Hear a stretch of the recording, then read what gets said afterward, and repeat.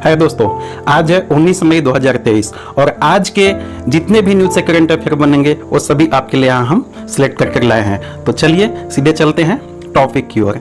Question number 1, हाल ही में भारत के साथ किसने रणनीतिक सेमीकंडक्टर सेक्टर में सहयोग हेतु सहमति जताई है? रणनीतिक समझ गए ना? रणनीतिक मतलब सिक्योरिटी लेवल से होता है, सुरक्षा से संबंधित दृष्टिकोण से, खासकर किसी चीज को विशेष प्रायिकता दिया जाता है उसे रणनीतिक बोलते हैं। ठीक है, स्ट्रेटेजिक। तो रणनीतिक सेमीकंडक्टर सेक्टर में सहयोग हेतु सहमति जताई है। ये एशियन देश के साथ, एशियान देश, यूएसए, रसिया या यूरोपियन यूनियन? क्या होगा उत्तर? डी, यूरोपियन यूनियन के साथ। ठीक है, यूरोपियन यूनियन। थोड़ा सा देख लीजिए इसका विस्तार। ये देखिए 16 मई का न्यूज है। India and European Union agree to coordinate their policy in the strategic semiconductor sector with aim to conclude a memorandum. क्या कंक्लूड किया जाएगा लास्ट में? एक मेमोरेंडम, एमओयू, जो हस्ताक्षर होता है सितंबर 2023 तक। ठीक है, सितंबर 2023 तक ये एमओयू कर लिया जाएगा। तो ये ट्रेड एंड टेक्नोलॉजी काउंसिल के मीटिंग हुआ था ब्रुसेल्स, बेल्जियम में, वहीं पे ये निर्णय लिया गया है। ठीक है, चलिए चलते हैं आगे। क्वेश्चन नंबर 2, हाल ही में किसने इंश्योरेंस ग्राहकों को आधार केवाईसी लागू करने के लिए टास्क फोर्स का गठन किया है? क्या है? A, LIC, B, SBI life insurance, C, Reliance insurance या डी, इरडा? क्या होगा उत्तर? D, IRDA. आप सभी जानते हैं इरडा क्या है। ठीक है, ये इंश्योरेंस रिलेटेड रेगुलेटरी अथॉरिटी है। तो इसी ने ये आधार केवाईसी के लिए टास्क फोर्स का गठन किया। टास्क फोर्स मतलब ये डिसीजन लेगी, ये कमेटी एक तरह से है कि क्या करना है, कैसे होगा। यहाँ पर देख लीजिए, मिनिस्ट्री ऑफ फाइनेंस के अंतर्गत ये आता है। कौन सा? इरडा। इरडा जो है मिनिस्ट्री ऑफ फाइनेंस के अंतर्गत एक स्टैट्यूटरी बॉडी है। ठीक है, संवैधानिक।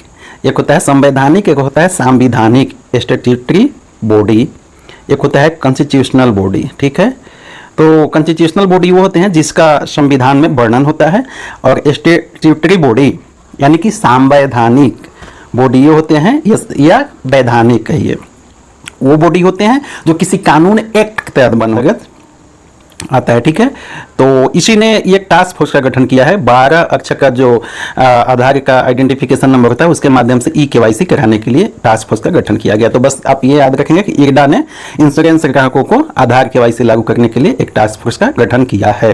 देखिए क्वेश्चन नंबर 3, हाल ही में किस भारतीय को फ्रांस का उच्च नागरिक सम्मान सिविलियन डेला लेजिएंट ऑनर से सम्मानित किया गया है? फ्रांस का नागरिक सम्मान, भारत का उच्च नागरिक सम्मान क्या है आप बताइएगा? भारत का उच्च नागरिक सम्मान क्या है आप बताइएगा हमें। और ये फ्रांस की बात हो रही, तो एन चंद्रशेखरन या कुमार मंगलम बिरला, सी गौतम शांतिलाल अडानी, अडानी अब ग्रुप अभी आप जानते हैं कि न्यूज में ये है अडानी समूह, या नन ऑफ दीज, उपयुक्त में से कोई नहीं। उत्तर क्या होगा? ए, एन चंद्रशेखरन गया है। On the 17th May, Natarajan Chandrasekhar chairman of Tata sons was honoured with the chevalier de legion. वहाँ का देखिए भाषा क्या है, फ्रांसीसी भाषा है ना। ये क्या होगा? Knight of legion of honour, highest French civilian award, सबसे ऊंचा। भारत का क्या होता है बताइएगा? भारत रत्न क्या होता है? भारत का उच्च सबसे बड़ा नागरिक सम्मान क्या होता है बताइएगा? अवार्ड क्या होता है? भारत रत्न तो होता है या कुछ और होता है आप बताइएगा? और अभी तक कितने लोगों को भारत रत्न दिया जा चुका है ये भी बताइएगा। चलिए, तो किसे मिला है? एन चंद्रशेखरन को मिला है। ठीक है, थोड़ा सा यहाँ पर आप देख लीजिए कि एन चंद्रशेखरन क्या है? टाटा सन्स के चेयरमैन है। ठीक है, टाटा सन्स के चेयरमैन ये हैं। शेखरन साहब के बारे में थोड़ा सा आपको ये बता दें कि इन्हें भारत में भी पद्म भूषण से सम्मानित किया गया था। भारत में पद्म भूषण से, पद्म भूषण आप जानते हैं, पद्म भूषण, पद्म विभूषण भारत का अवार्ड है, तो पद्म भूषण से सम्मानित किया गया था। कब? 2022 में, 2022 में। तो आप ये भी याद रखिएगा, ये टाटा सन्स के चेयरमैन है अभी वर्तमान में। ठीक है, एन चंद्रशेखरन। ठीक है, चलिए आगे इनके बारे में आप देखना चाहें तो और देख सकते हैं। TCS टाटा कंसल्टेंसी में ये सर्विस में आए थे कब? 1987 में इन्होंने अपने करियर की शुरुआत की थी। धीरे धीरे ये अभी टाटा सन्स के चेयरमैन बन चुके हैं। चलिए क्वेश्चन नंबर 4, हाल ही में यूपीएससी का चेयरमैन किसे नियुक्त किया गया? यूपीएससी आप जानते हैं union public service commission. UPSC के माध्यम से ही IAS, IPS, IFS वगैरह का सिलेक्शन किया जाता है। तो ये किन्हें नियुक्त किया गया है चेयरमैन फिलहाल वर्तमान में? सर रोस बारकर, SRN बनर्जी, प्रदीप कुमार जोशी या मनोज सोनी? क्या होगा उत्तर? डी, मनोज सोनी। मनोज सोनी। देख लीजिए यहाँ पे। अच्छा, एक चीज़ और है, ये सर रॉस बर्कर जो हैं, ये सबसे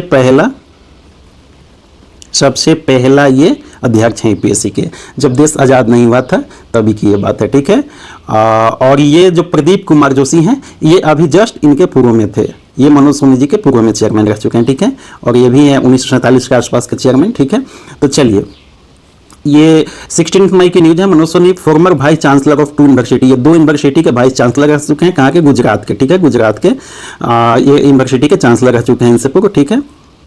चलिए आगे, क्वेश्चन नंबर 5, हाल ही में आरबीआई ने एसबीआई एफएमएल को किस बैंक के 9.99% शेयर खरीदने और वोटिंग के अधिकार को सहमति दे दी है? तो किसे? ICICI bank, Axis bank, Canara bank, HDFC bank. उत्तर क्या होगा? डी, एचडीएफसी बैंक, ठीक है। अब क्या होगा, इनके शेयर को ये खरीदे हैं और इन्हें वोटिंग का भी अधिकार मिल जाएगा। जानते हैं कि वोटिंग का अधिकार किसी भी कंपनी में वोटिंग होता है हर मुद्दे पर, तो उसमें जिनकी जितनी शेयर होती है उसके हिसाब से वोट प्रतिशत होता है उनका। तो ये एचडीएफसी के अधिकार ये मिल गया, ठीक है। हाल ही में किसने उत्साह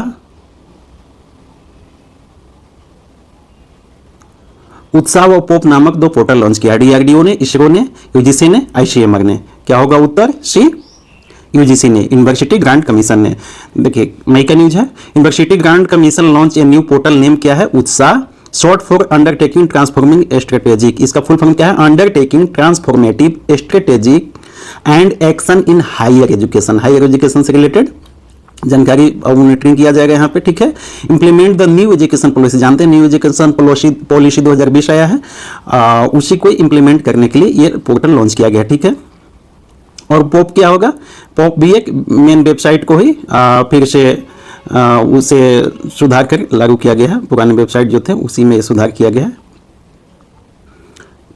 चलिए, यहाँ पे और आप देख सकते हैं उत्साह के बारे में, है, ठीक है। और इसके बाद आगे पोप के बारे में है, यहाँ पर देखिए पोप के बारे में, ठीक है।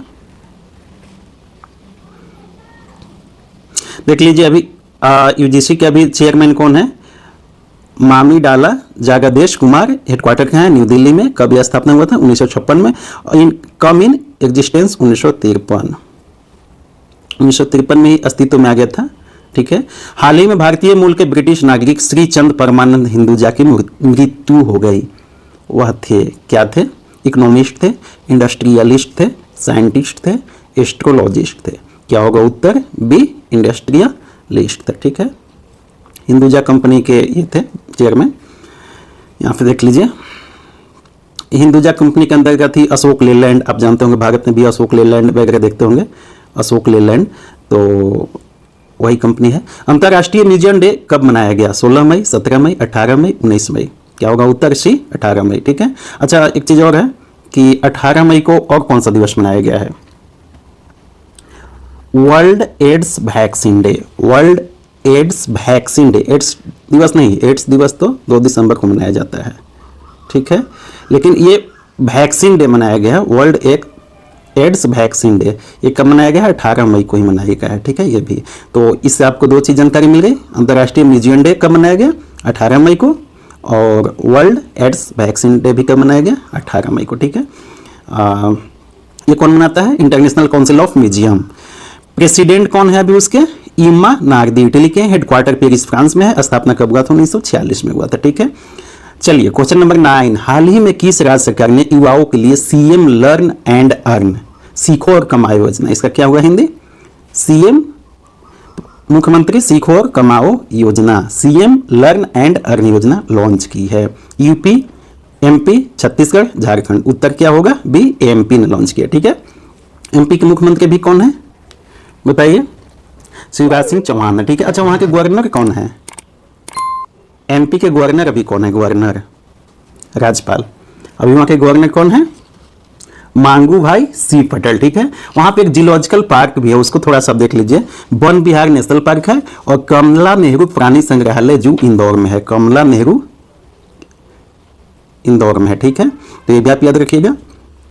चलिए, ठीक है। Thank you for watching welcome to KK self studies. Please like share and subscribe. दोस्तों चैनल को सब्सक्राइब कीजिए और अपने दोस्तों में या अपने व्हाट्सएप ग्रुप में शेयर जरूर कीजिए, इससे हमें मोटिवेशन मिलता है। शेयर करने के कोई पैसे नहीं लगते हैं, सब्सक्राइब के भी कोई पैसे नहीं लगते हैं, ऑब्सोल्युटली ये दोनों फ्री हैं। तो आप चैनल को सब्सक्राइब कर लीजिए और बेल नोटिफिकेशन को भी ऑन कर लीजिए, ताकि जब भी हम वीडियो अपलोड करें तो सबसे पहले वो आपके पास पहुँचे। चलिए, थैंक यू वेरी मच।